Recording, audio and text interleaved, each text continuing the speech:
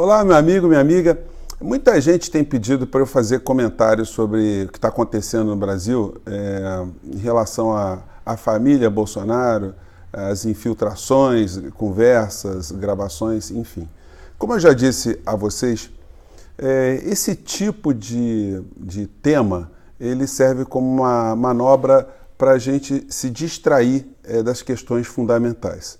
E eu acho que até os youtubers, os formadores de opinião, os jornalistas, acabam caindo nesse tipo de armadilha.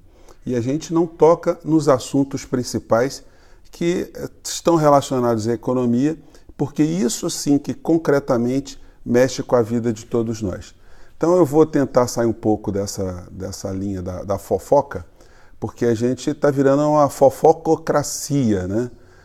Onde os filhos atabanados do presidente, onde os membros do governo, a impressão que a gente tem é que se a gente colocar todo mundo para fazer um psicotécnico, não passa ninguém, todo mundo é reprovado.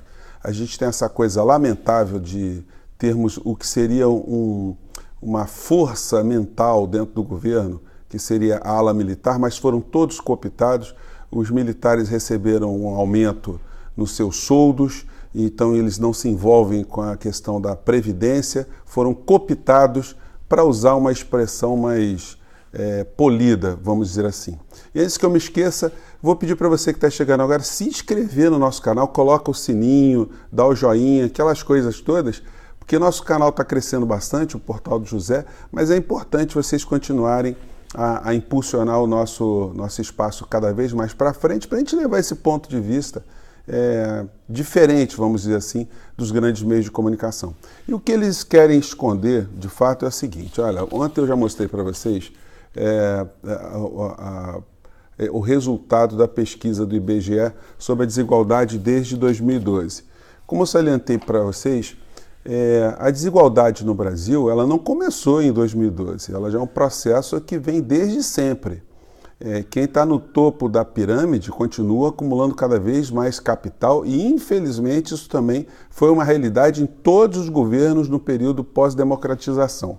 E aí, nesse particular, o editorial do Jornal Globo hoje, sexta-feira, aí eles colocam aqui, desigualdade no Brasil tem causas múltiplas. E eles dizem o seguinte, que foi um erro, eles fazem uma crítica aqui de se ter tido ao longo dessas décadas alguma preocupação com o social, programas sociais. E que o problema maior do Brasil é a questão fiscal, porque se você não tem uma responsabilidade fiscal, o pobre é penalizado.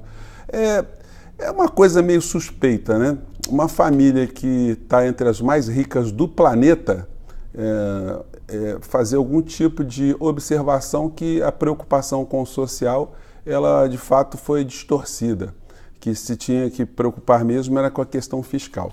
E vão tratando aqui de várias questões e falam que, inclusive, um dos problemas que agrava a questão social no Brasil, a diferença salarial, é a questão da falta de educação. E o que fez a família Marinho ao longo dessas últimas décadas em relação ao tema educação? Eles são concessionários de um meio de comunicação.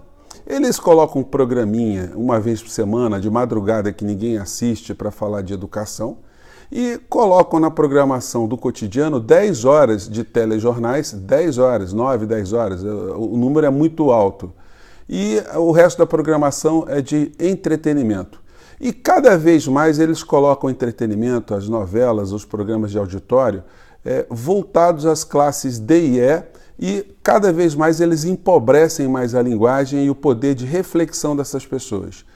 O padrão de qualidade é apenas um padrão estético. No conteúdo, eles fazem um jornalismo deformativo, um jornalismo omissivo, um jornalismo tendencioso. Obviamente que eles colocam pessoas com aspecto, com verniz muito circunspecto, né, com muita credibilidade, para dar credibilidade também às mentiras que são colocadas pelos meios de comunicação, pelos telejornais de uma maneira geral.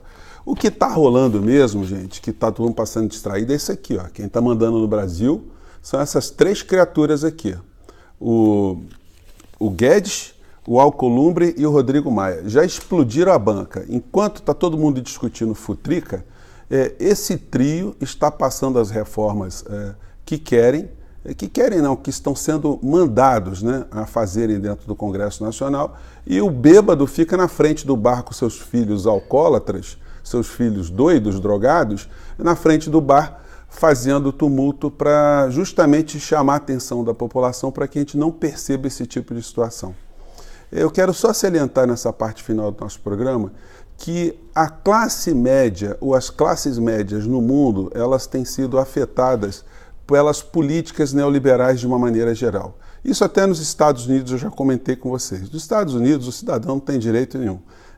Existe um bando de brasileiros que não tem noção do que falam, eles ficam se ufanando, né, apontando para o modelo de vida norte-americano, a sociedade norte-americana como um exemplo a ser seguido. Uma sociedade que, se você estiver doente e se você não tiver dinheiro, você vai morrer, ou você vai ser jogado numa situação de depressão profunda. A visão de Estado social nos Estados Unidos simplesmente não existe. Ela funciona para quem tem dinheiro. Para quem não conseguiu ganhar o seu dinheiro, a morte é o caminho mais curto. E aqui no Brasil, as classes médias têm perdido, ano após ano, governo após governo. Cada vez mais as pessoas são obrigadas a pegar parte do seu salário, seu dinheiro, para investir em segurança, em carro blindado, em equipamentos de segurança para suas casas, em bairros onde tenham habitações mais seguras, planos de saúde que confiram um mínimo de dignidade, de assistência no momento de necessidade, cada vez mais impostos elevados em todos os níveis, aumento de todo tipo de tarifa, de preços públicos. Então, a classe média brasileira está se empobrecendo bastante. E o governo Bolsonaro, comandado aí por Paulo Guedes, vai achatar ainda mais a classe média. A reforma da Previdência vai obrigar as pessoas que têm algum tipo de recurso a buscarem uma previdência privada.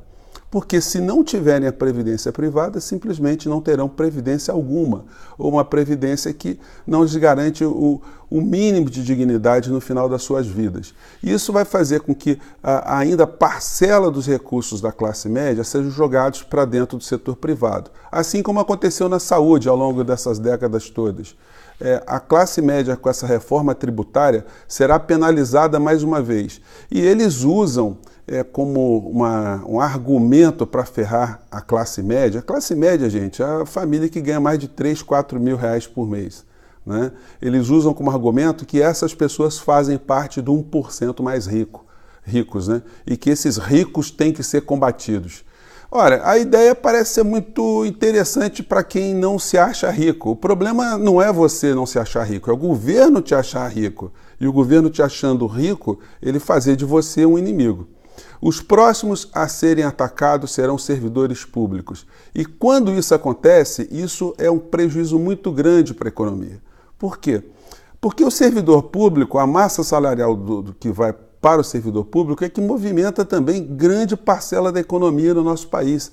São servidores públicos que consomem, que vão para restaurantes, que compram, que adquirem serviços, que fazem investimentos. Na medida que você espreme esse segmento da sociedade, você também vai fazer com que a economia sofra uma grande atrofia. Moral da história, não esperem que esse governo que está aí, o governo de Guedes e de Messias, que eles irão fazer alguma coisa por essa classe, que é a classe que é o motor do nosso país, é o motor de vários outros países também, porque essa classe vai ser absolutamente atacada nesses próximos anos que a gente está vendo aí, pelo que está sendo proposto e pelo que está sendo encaminhado. Gente, eu fico por aqui. Olha, um grande abraço. Eu fiz o programa hoje meio rápido, só para colocar alguns pontos de vista para vocês refletirem um pouco e para que a gente não fique nessa armadilha de ficar o tempo todo preocupado, angustiado com as maluquices, com as bizarrices que essa família que está no governo e seus auxiliares fazem no cotidiano. Isso tudo faz parte de uma manobra para distrair a sociedade de uma maneira geral, enquanto as coisas mais importantes elas estão passando.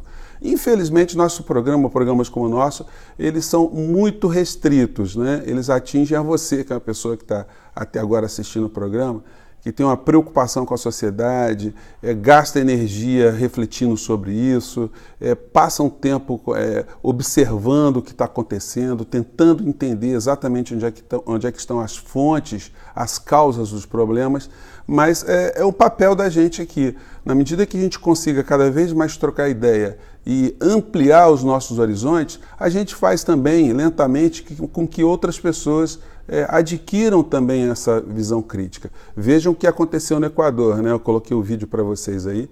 O povo equatoriano, mesmo tendo uma baixa escolaridade geral, tendo populações excluídas, populações que estão muito longe das capitais, mas mesmo assim essas pessoas se conscientizaram e fizeram um grande movimento para barrar o massacre que estava em curso contra a sua qualidade de vida, o seu futuro, a sua soberania.